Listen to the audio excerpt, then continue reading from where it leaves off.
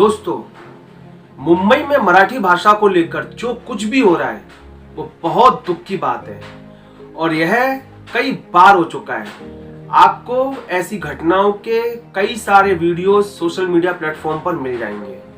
हाल ही में मीरा रोड के एक दुकान के मालिक के साथ जो मनसे के कार्यकर्ताओं ने मारपीट की, इससे आपको क्या लगता है कि वह दुकान का मालिक अब मराठी भाषा सीखेगा?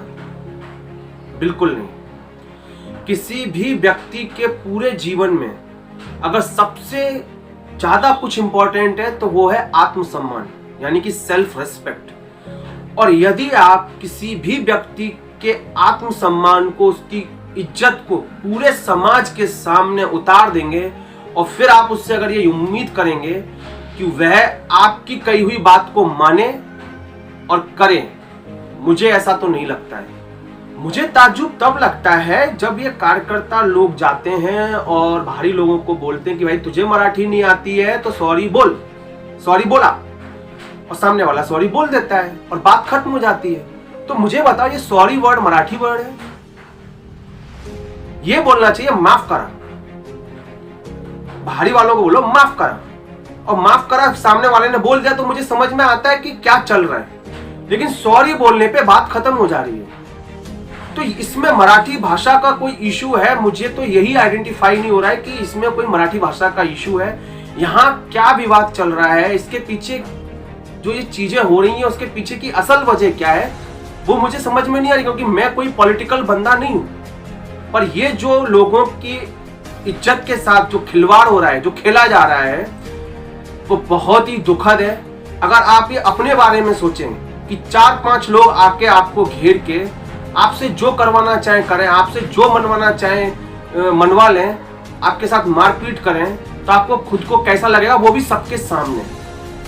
मेरा फाइनली जो कहना है वो यही है कि किसी भी इंसान की इज्जत को पूरे समाज में उतार के अगर आप ये एक्सपेक्ट करते हैं कि आप जैसा चाहते हैं वैसा वो करेगा, वो उस समय तो बोल देगा ठीक है, हाँ सॉरी, माफ करा, लेकिन वो जीवन में वो चीज नहीं करने वाला है, क्योंकि किसी भी इंसान के लिए आत्मसम्मान से बढ़कर कुछ नहीं होता है। ये आप भी जानते हैं, ये मैं भी जानता हूं, और इस दुनिया में रहने वाला हर कोई जानता है। ये पॉलिटिकल पार्टी सही में चाहते हैं कि जो लोग बाहर से आए हैं और महाराष्ट्र में कई सालों से रह रहे हैं, उन्हें मराठी भाषा आनी चाहिए, तो उन्हें मारपीट का अभियान नहीं बल्कि अवेयरनेस का प्रोग्राम चलाना चाहिए। हर एक पॉलिटिकल लीडर यही बयान दे रहा है मीडिया को कि मराठी भाषा का अपमान नहीं होना चाहिए। मेरा भी यही मानना है कि मराठी भाषा का ही नहीं बल्कि इस देश के हर एक राज्य में जो भी लोकल लैंग्वेज बोली जाती है उसका किसी भी तरीके से कहीं पर भी अपमान नहीं होना चाहिए। ये जो मीरा रोड में अभी जो रिसेंटली इंसिडेंट हुआ है वो दुकान के मालिक के साथ, आप उस वीडियो को देखें और मुझे बताएं कि उसने मराठी भाषा का क्या अपमान किया है, जिसके बाद उसने थप्पड़े खाए हैं कार्यकर्ताओं से। मुझे नहीं लगता कि ये आपकी दिशा ठीक है। बेहतर यही है कि ये पॉलिटिकल पार्टीज मराठी भाषा की जागरूकता को लेकर अभियान चलाएं। जो लोग बाहर से आए हैं उन्हें ये जानने में मदद करें कि मराठी भाषा कैसे सीखें और कैसे बोलें। यह काम कर सकता है, ना कि मारपीट। यदि आप लोग प्यार से समझा के किसी को बोलेंगे कि आप मराठी भाषा को जानिए, सीखिए, तो मुझे पूरा भरोसा है कि जो भी लोग बाहर से आए हैं वो जरूर मराठी भाषा को सीखेंगे। कम से कम वो इतना तो जानना चाहेंगे कि कोई सामने वाला क्या बोल रहा है, हमको कैसे बोलना है, कितना बोल सकते हैं, वो इतना सब जानने की कोशिश करेगा। और मराठी भाषा जानना भी चाहिए। जो लोग बाहर से आए हैं, यहाँ कई सालों से रह रहे हैं और यहीं पर रहना है, तो मैं भी यही मानता हूँ कि मराठी भाषा तो आनी चाहिए। आप लोगों को कम्युनिकेट करना है कभी किसी से मराठी भाषा में, तो थोड़ी बहुत तो आपको पता ही होनी चाहिए। कि आपको बिल्कुल ही नहीं मालूम है तो मैं भी इस बात से सहमत नहीं हूँ।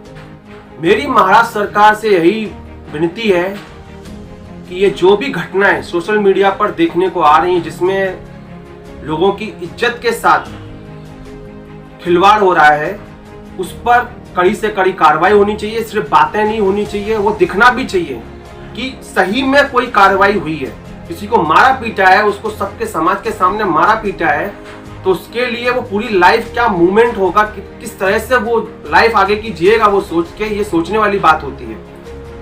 तो उस तरह की कार्रवाई होनी भी चाहिए उन लोगों पे जो लोग ऐसे कृत्य कर रहे हैं भारी लोगों के साथ। और राजनेताओं को एक बात बहुत अच्छे से समझने की जरूरत है कि महाराष्ट्र के विकास में भारी लोगों का क्या योगदान है, यह उन्हें अच्छे से पता होना चाहिए।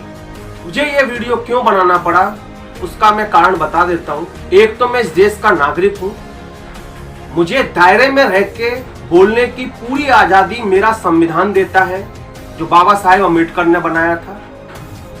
इसके अलावा मैं महाराष्ट्र का एक वोटर हूँ। रही बात मेरी कि मुझे मराठी आती है कि नहीं, मला मराठी भाषेच्या आणि या देशातील इतर भाषांचा अभिमान आहे। मी मराठी शिकतो आहे, लवकरच शिकेल। जय भवानी, जय शिवाजी, जय हिंद, जय महाराष्ट्र।